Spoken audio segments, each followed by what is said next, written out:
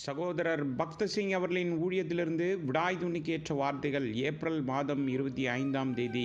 இவைகள் எல்லாவற்றிலேயும் நாம் நம்மில் அன்பு கூறுகிறவராலே முற்றும் ஜெயங்கொள்கிறவர்களாயிருக்கிறோம். ரோமருக்கு நிருபம் 8வது அதிகாரம் 37வது வசனம். நாம் எப்பொழுதும் தேவனை குறித்தும் அவரின் மகிமையை குறித்தும் தெளிவான கண்ணோட்டத்தில் காணப்பட வேண்டும் என்று அவர் விரும்புகிறார்.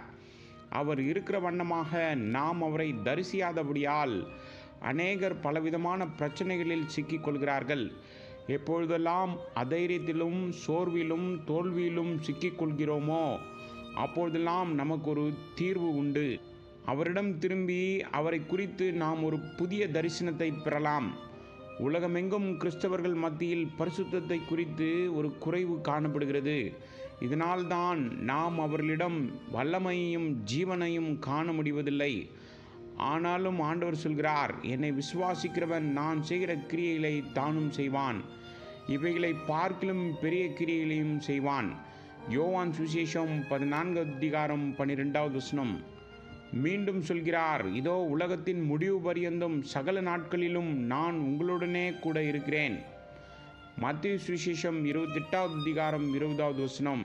இந்த தேவனுடைய வார்த்தைகள் எல்லாம் எல்லாருக்கும் நன்றாக தெரியும். ஆனாலும் நாம் தோல்வியுற்றவர்களாக இருக்கிறபடியால் இவைகளின் வல்லமைகளை நாம் பெற முடியவில்லை. தேவன் தம்முடைய ஜனங்களிடத்தில் சாத்தான் நடத்த போகிற எல்லா தாக்குதல்களையும் அறிந்தவராயிருக்கிறார். ஆகவேதான் பல எச்சரிக்கை வார்த்தைகளை கொடுத்திருக்கிறார். ஆனால் நாம் என்ன நினைக்கின்றோம்? எதிராளியானவன் மிகவும் பலசாலி, ஆகவேதான் நாம் மடங்கடிக்கப்படுகிறோம் என்று நினைக்கிறோம். ஆனால் ஆண்டவர் சொன்னார், உலகத்தில் உங்களுக்கு உபத்திரவம் உண்டு, ஆனாலும் திடன் கொள்ளுங்கள், நான் உலகத்தை ஜெயித்தேன் என்றார். யோவான் சுவிசேஷம் 16வது அதிகாரம் 33வது வசனம். அவர் மூலமாக அவராலே மாத்திரமே வெற்றி ஜெயமுள்ள கிறிஸ்தவ வாழ்க்கைக்கு அவரை குறித்த ஒரு தெளிவான கண்ணோட்டம் நமக்கு அவசியமாகும். நாம் முற்றும் ஜெயம் கொள்பவர்களாக எப்படி தேவனிடத்தில் வருகிறோம் என்று வெளிப்படுத்தல் அதிகாரம் சொல்கிறது. இப்புத்தகத்தின் செய்தி ஒரு வெற்றியின் செய்தியாகும். இந்த வெற்றியானது நம்மை தகுதிப்படுத்தி புதிய சிருஷ்டிப்பின் சுதந்திரத்தை அடைய செய்கிறது.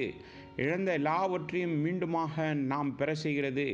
நாம் எதையும் இழக்க விரும்ப மாட்டோம், ஆனாலும் நாம் இழக்கும்படியாக நேரிடுகிறது. நம்முடைய கவனக்குறைவு, மறதி, திருட்டு மூலமாக நாம் எல்லாவற்றையும் இழக்கிறோம். நாம் இவைகளை குறித்து பட்டியலே வைத்திருப்போம். நாம் இப்படி நினைத்து கொள்வோம், ஒருவர் ஐயா தாங்கள் இழந்த எல்லாவற்றையும் என்னோடு பாருங்கள் என்றால் மிகுந்த ஆச்சரியத்தோடு சென்று எல்லாவற்றையும் கண்டு இதோ எல்லாம் புதிதாக இருப்பதை கண்டு மிக மிக மகிழ்ச்சியாக இருப்பீர்கள். நீங்கள் சொல்வீர்கள், கர்த்தருக்கு ஸ்தோத்திரம், நான் இழந்த எல்லாவற்றையும் மீண்டும் பெற்றுக்கொண்டேன் என்று. இதே செய்தியை தான் வெளிப்படுத்துதல் நீங்கள் பார்க்கிறீர்கள். ஆதாம் ஏவாள் பாவத்தினால் இழந்த எல்லாவற்றையும் முதல் நாள் தொடங்கி எப்படி பெற்றுக்கொள்கிறோம்? பாவ சாபத்தினால் உலக ஜனங்கள் இழந்த எல்லாவற்றையும் ஆண்டவராய் இயேசு கிறிஸ்து நாம் இழந்த எல்லாவற்றையும் திரும்ப பெற செய்கிறார் என்று பார்க்கின்றோம். நம்முடைய ஆண்டவர் அற்புதங்களை செய்கிறவர். நம்முடைய பாழான பாவத்தினால் தீட்டுப்பட்ட வாழ்க்கையை முழுவதுமாக பரிபூர்ணமாக மாற்ற வல்லவர்.